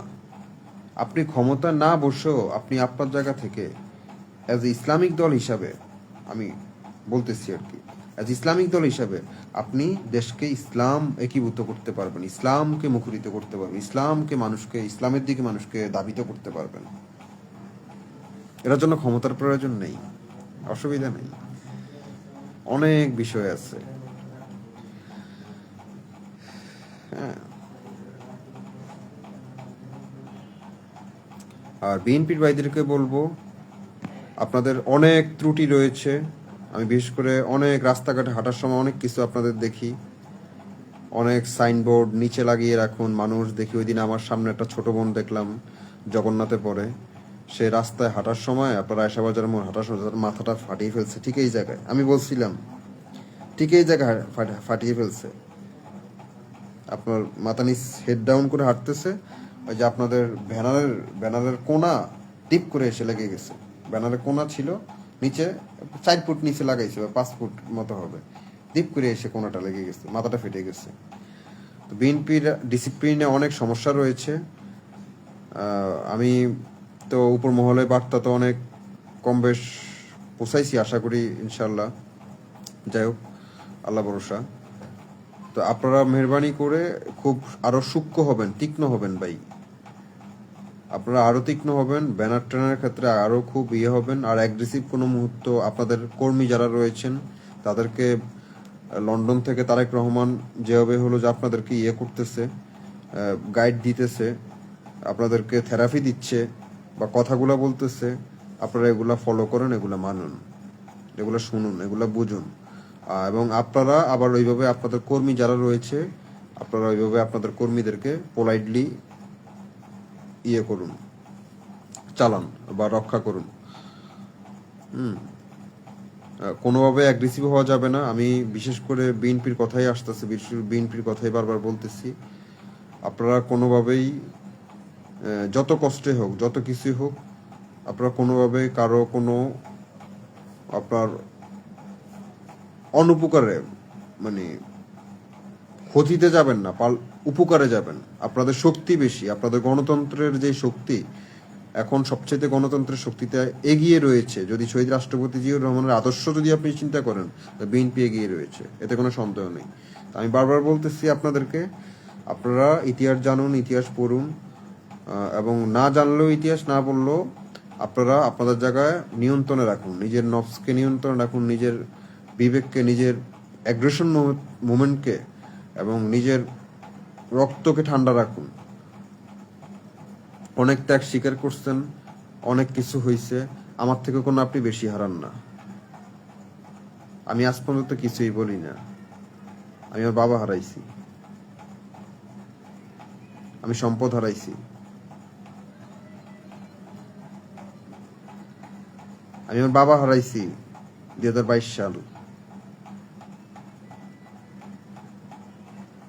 আমি 1 কোটি টাকার উপরে আমার ল্যান্ড জমি হারাইছি। আমি মোহাম্মদ আবু ইউসুফ মিয়া।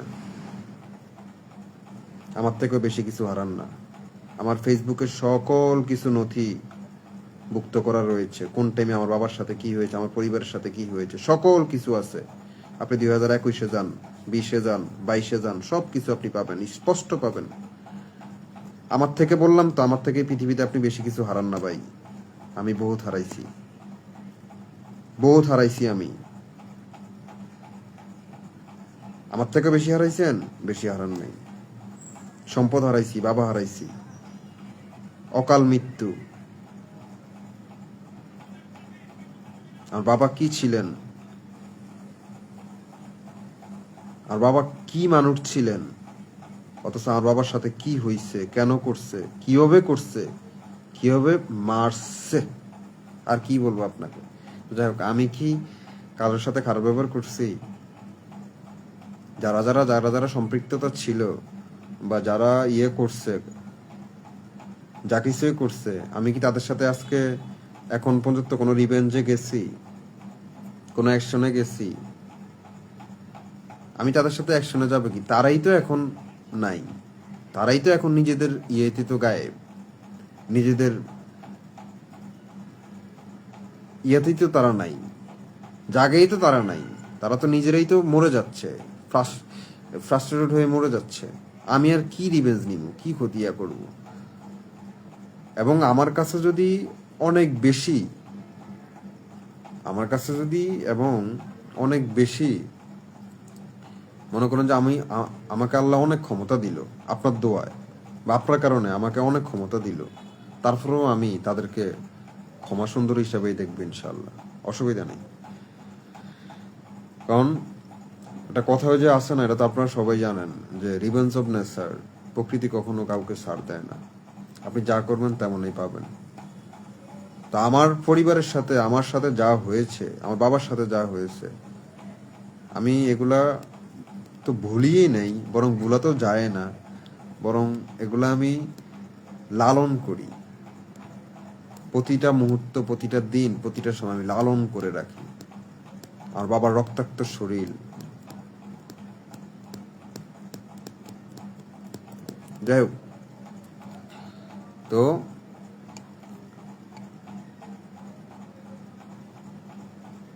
তো আমিও আজকে, আমি চাইলে আপনার মতো অ্যাগ্রেসিভ হয়ে আমিও আজকে তাদেরকে অনেকভাবে, অনেক রকম ভাবে মেরে ফেলতে পারি, গদ্দান ফালাই দিতে পারি, সোজা হিসাব। আর কিছু বলবো?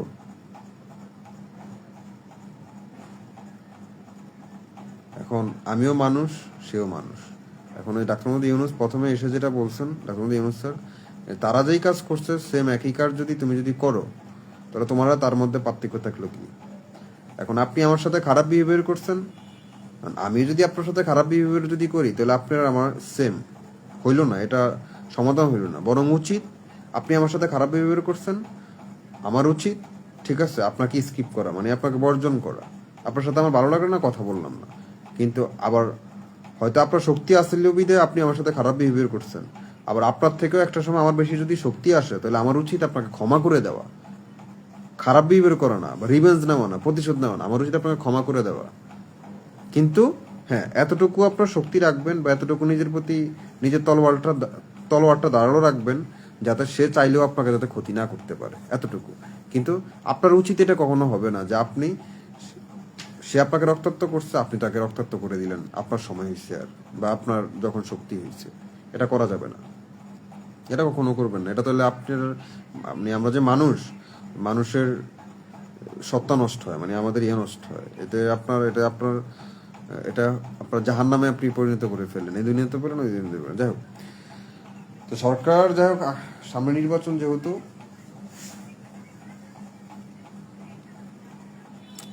কাজে আমরা মনোনিবেশ করি, শীত আসতে সামনে। শীতের সময় আপনার মাথা, মস্তিষ্ক খুব ঠান্ডা থাকে, কুল থাকে, চার্মিং থাকে।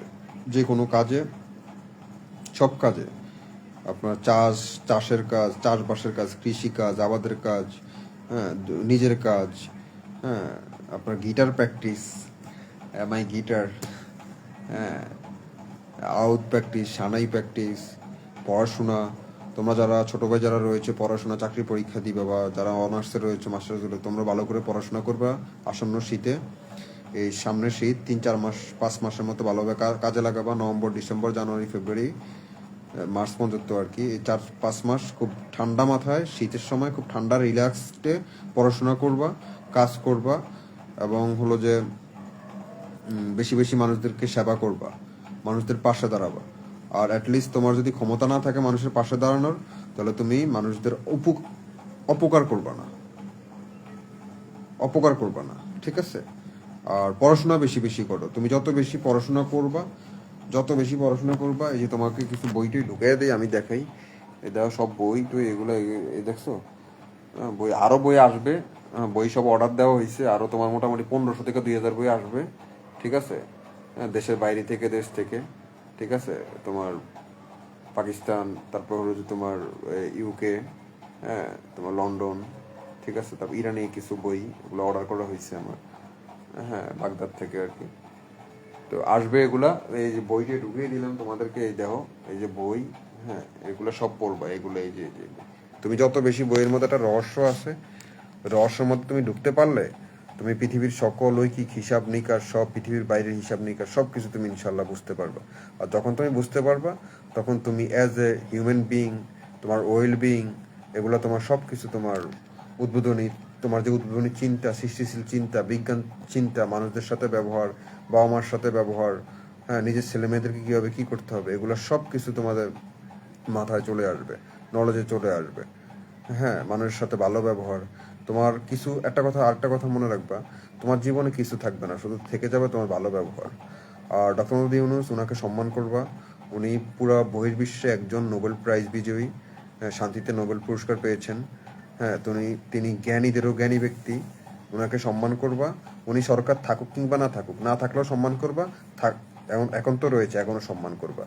এটা হয়তো আমাদের বাংলাদেশে বিদায় আমরা হয়তো ওনাকে ওইরকম পরিমাণ সম্মান দিতে পারি না, কিন্তু তুমি অন্য দেশে উনি গেলে বা থাকলে, তুমি ওনার গাটলে স্টাডি করলে বুঝতে পারবা, ওইসব দেশের মানুষ ওনাকে ওই দেশের সরকার মনে করে। তুমি চীন যাও, অলিম্পিকের এই যে উনি, হ্যাঁ, তো যাই, প্রত্যেকটা দেশেই তোমার ওই দেশের সরকার মনে করে যে আমার সরকার উনি, বুঝছো? আর আমার দেশের একটা লোক, যিনি কিনা এমন একটা জায়গা থেকে গিয়ে, বাংলাদেশ থেকে গিয়ে উনি সারা দেশে নোবেল জয়ী হয়েছেন, অথচ তুমি আর আমি ওনারে বলি আদার ব্যাপারী। তো এটা খুব কষ্টদায়ক, হৃদয় বিদারক, এগুলা বলা ঠিক না। হ্যাঁ, তোমরা সম্মানীয় মানুষকে সম্মান দাও, সম্মানীয় মানুষকে সম্মান দাও, এতে তুমিও সম্মানিত হবা, তোমার ছেলেমেয়েরাও সম্মান শিখতে এবং জানতে, বুঝবে, এবং তাদেরকেও তাদের পরের প্রজন্ম সম্মান দিবে। হ্যাঁ, তো যাই হোক, আপনারা সবাই ভালো থাকবেন, সুস্থ থাকবেন, নিরাপদে থাকবেন, এবং আমাকে দয়া করবেন, ক্ষমা করবেন, আহ, আহ, ক্ষমা করবেন, তো যাই হোক, সব কিছু মিলে আমি একটু এই আর কি। আর কোনো অসুবিধা হলে জানাবেন, কোথাও কোনো অসুবিধা হলে জানাবেন।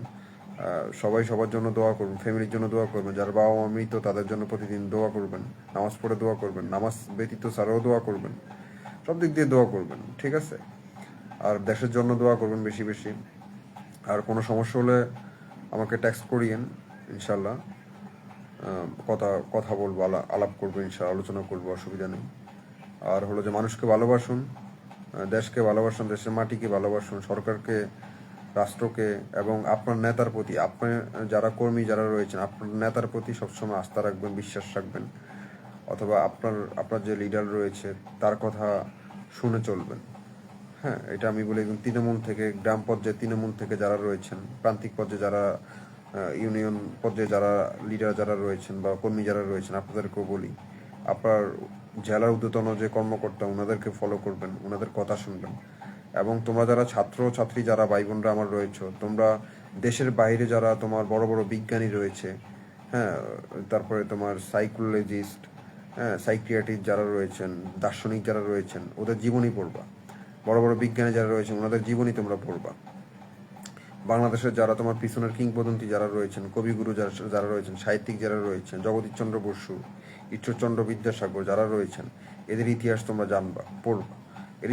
এগুলো সব পড়বা, এগুলো সব শেষ করবা। আমি বারবার বলি তোমাদেরকে, এগুলো সব তোমরা শেষ করবে, এগুলো পড়বা।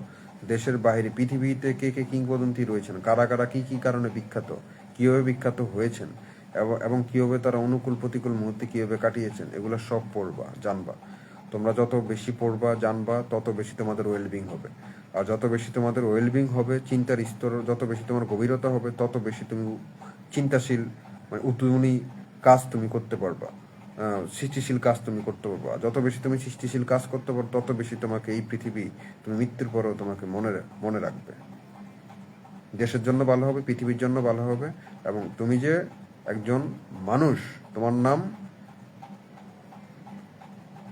এটা সারা জীবন এই দেশের মানুষ যেন তোমার মনে রাখে। তোমার বাবা মার যেন তোমাকে জন্ম দিয়ে একজন গর্বিত এবং গৌরব এবং সম্মানীয় ব্যক্তি হতে পারে। তো আজকে ভালো থাকুন। অলরেডি 1টা বাজে, সর্বনাশ। তো আজকে ভালো থাকুন, সুস্থ থাকুন, নিরাপদে থাকুন, দোয়া করিন। আবার দেখা হবে কোনো একদিন। আমার জন্য দোয়া করবেন। আপনারা নিরাপদে থাকবেন, stay safe, and I had a good night, শুভরাত্রি। আর হলো যে জানাবেন, কোনো অসুবিধা হলে ইনশাল্লাহ জানাবেন। আর আমরা সবাই সবার জায়গা থেকে ভালো থাকি, সুস্থ থাকবো, আর কেউ কাউকে ক্ষতি না করি।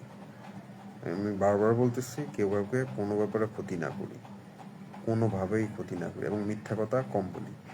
তা ভালো থাকেন আপনারা। হ্যাঁ, তো যারা যারা আসছেন, অনেকে দেখলাম আসছেন, রবিউল করিম, আবু তালেব বন্ধু, আসসালামু আলাইকুম, ভালো আছো না?